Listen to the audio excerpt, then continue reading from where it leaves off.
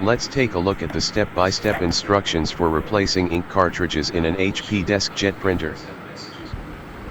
Make sure your HP Deskjet is powered on. Open the cartridge access door.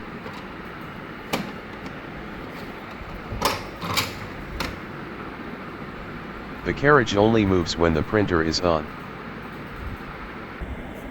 Gently press down on the cartridge you want to replace.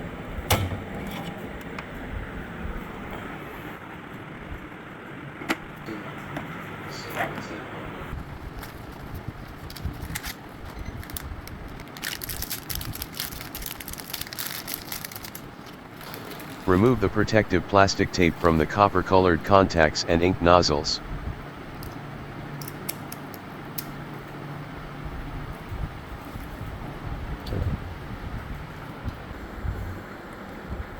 Hold it with the label facing up.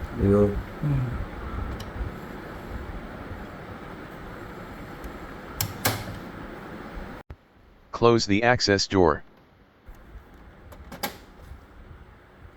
Many HP Deskjet printers will automatically prompt you to align cartridges after replacement.